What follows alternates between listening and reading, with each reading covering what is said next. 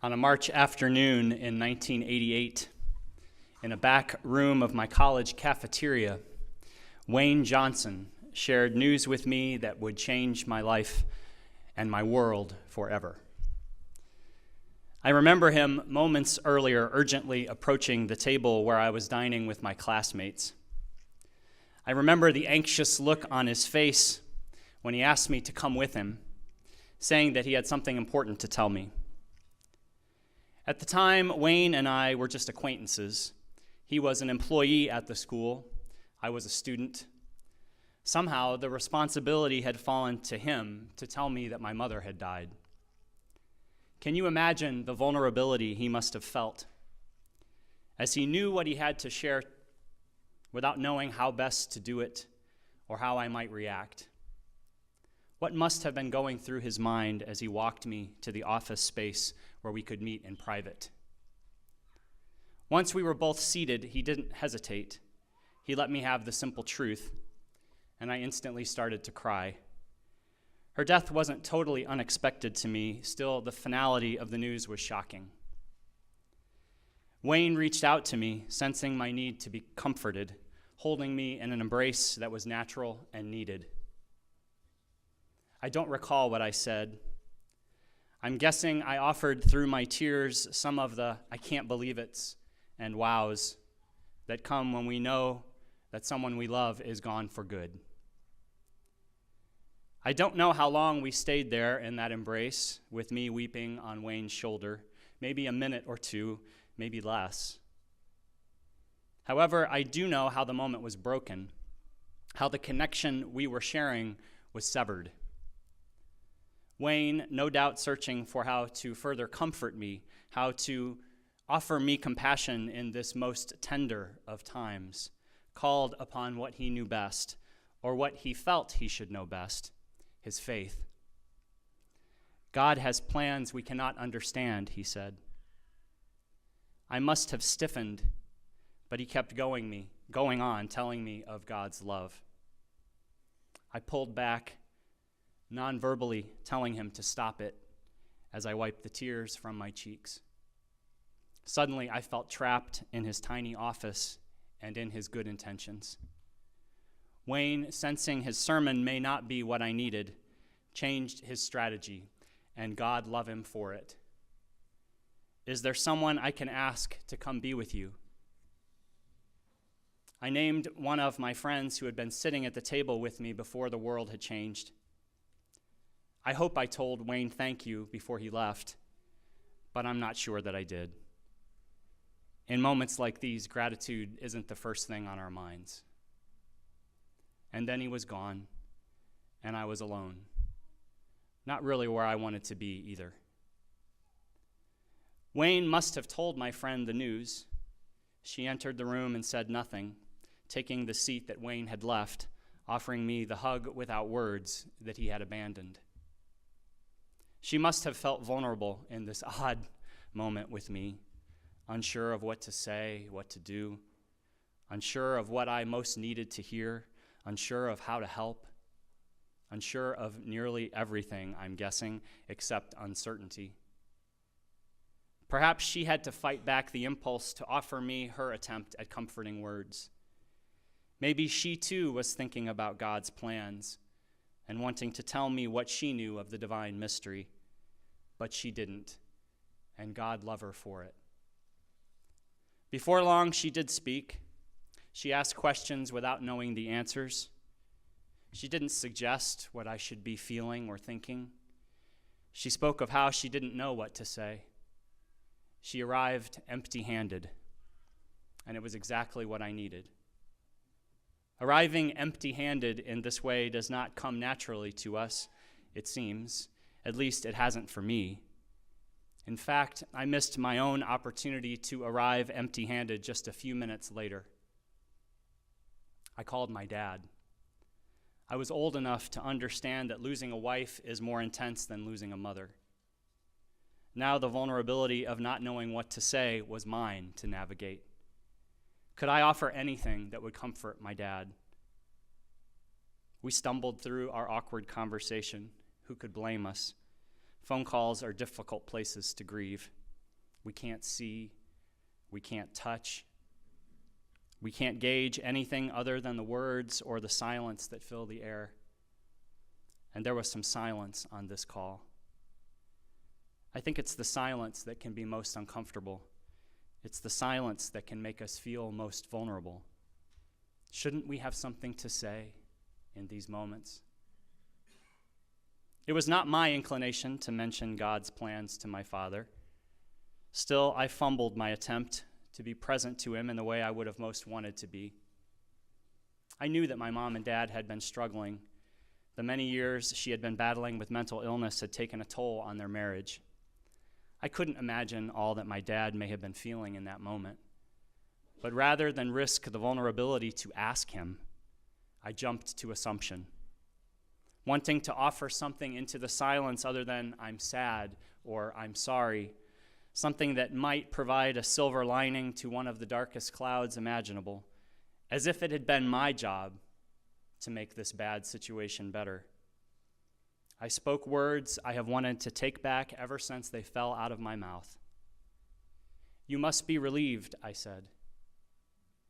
My dad offered a one-word response. "What?" It was a response of shock, and I sensed some anger too. A stiffening, not unlike how I had responded to Wayne's suggestion that my mom's death was part of God's plan. I knew I had taken a wrong turn. I quickly redirected the conversation. I'm not sure how I did it with my foot lodged so fully in my mouth, but I did. And soon we were off the phone, but I have not forgotten the call. Even these many years later, the memory of it still serves as a painful reminder to me that sometimes awkward silence is better left alone. We don't have to conjure up extra words when there are no words that make sense other than "I love you" and "I am here." In these heavy-hearted moments, we don't have to come bearing gifts of the right words at the right time, as if such words even exist.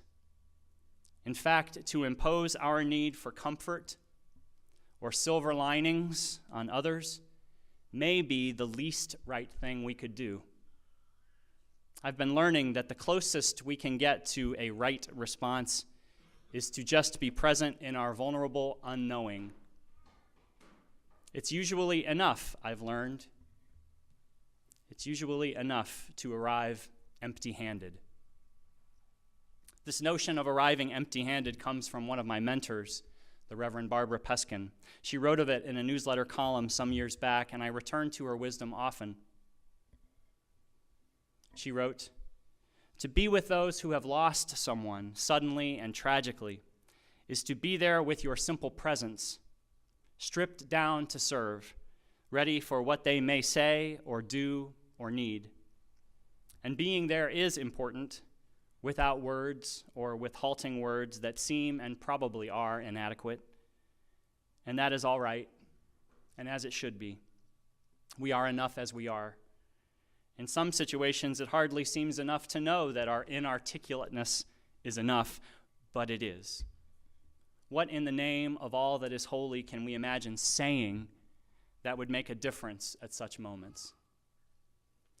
In arriving absolutely empty-handed, the visiting friend expresses faith in human relationship, deep understanding that something can come of the time we spend with one another, the profound respect for the worth and dignity of this human being, for one's own being, and for what can come of the meeting between the two.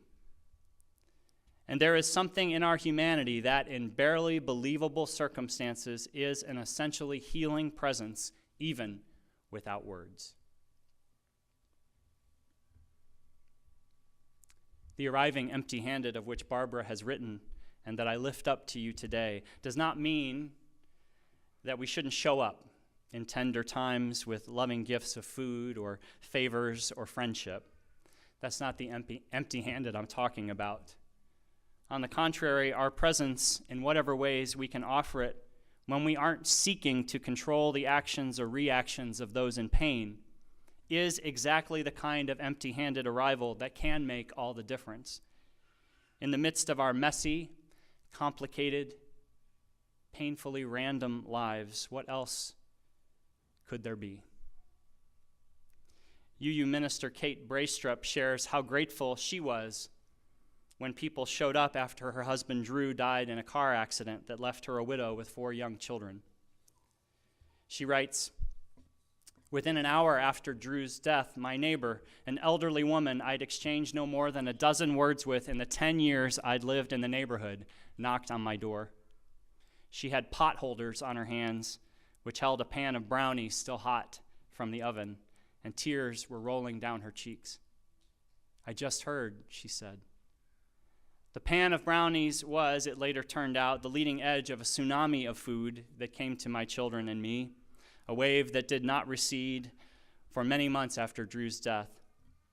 I didn't know that my family and I would be fed for weeks and weeks. I did not anticipate that neighborhood men would come to drywall the playroom, build bookshelves, mow the lawn, get the oil changed in my car. I did not know that my house would be cleaned and the laundry done, that I would have embraces and listening ears, that I would not be abandoned to do the labor of mourning alone. All I knew was that my neighbor was standing on the front stoop with her brownies and her tears. To me, she was the good news. I wish I could do more,' my neighbor said, and all I could think as I gazed at her, shining before me in the electric air, was what more need there be on earth than this, than you?"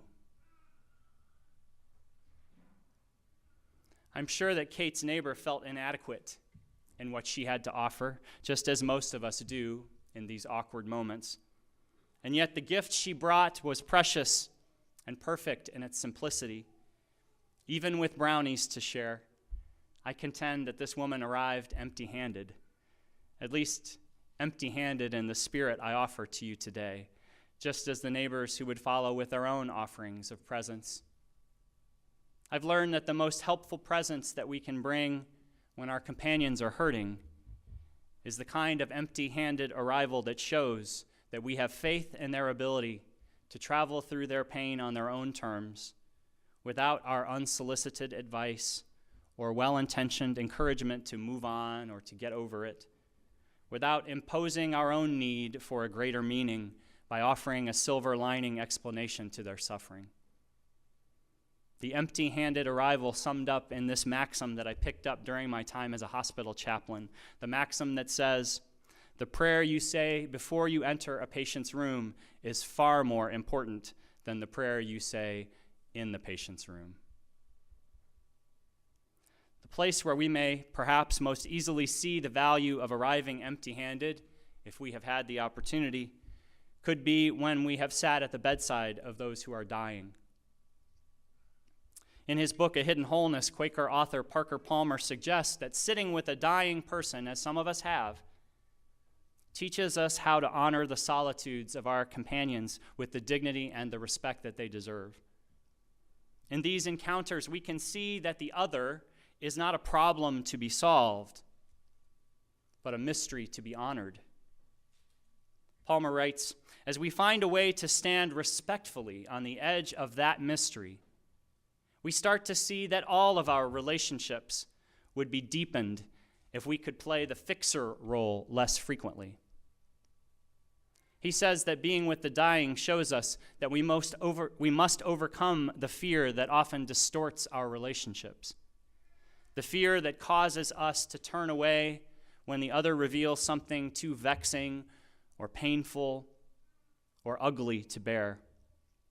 Death, he says, may be all of this and more, and yet we hold the dying person in our gaze, in our hearts, in our prayers, knowing that it would be disrespectful to avert our eyes, that the only gift we have to offer in this moment is our undivided attention. Palmer applies this wisdom he has gained from being present to the dying to how we could be when we are with those facing other kinds of struggles. Relying on his own experiences of suffering, he writes, "When I went into a deadly darkness that I had to walk alone, the darkness called clinical depression, I took comfort and strength from those few people who neither fled from me nor tried to save me, but who were simply present to me. Their willingness to be present revealed their faith that I had the inner resources to make this treacherous trek, quietly bolstering my faltering faith that perhaps, in fact, I did. He goes on, I would sooner die in the company of someone practicing simple presence than I would die alone. And I know this, we are all dying all the time. So why wait for the last few hours before offering each other our presence? It is a gift we can give and receive right now. A gift we can give and receive right now. The gift of being present without expectations of how others should receive our presence. The gift of leaning into that uncomfortable silence, believing that the best thing to say when we don't know what to say may be nothing at all. Understanding that offering others unsolicited advice or imposing our version of look on the bright side can be demeaning, if not damaging. The gift of knowing that the prayer we say before we enter the room of a loved one is more important than the prayer we might say in the room. The gift of arriving empty-handed. Arriving empty-handed, it's not easy for most of us. It takes practice. It takes screwing up. It takes learning from our mistakes. It takes a willingness to not turn away from tough things that others are facing, knowing that we too will one day face our own challenges. We too will want companions with us when we do. Not companions who will tell us how to feel or who will compare our circumstances to theirs. Not companions who are eager to say that we should get over it or who are anxious to point out possible silver linings, so anxious that they forget that the cloud above us is still drenching us in sorrow. Not companions who pretend to know things they couldn't possibly know. When facing our challenges, our own tragedies, we will want companions who can honor our solitude. We will want companions who will ask us to share the stories of our suffering with them without judgment. We will want companions who will stand by us with an open heart and an open mind, curious about this human journey they are sharing with us. We will want companions who will want to learn from us more than they want to teach us, who will see us as we have always wanted to be seen, as we ourselves have always wanted to see the world. We will want companions who arrive empty-handed. May we too be these companions for others. May we too learn to arrive empty-handed more often. And may we know with deep assurance that arriving empty-handed will be enough.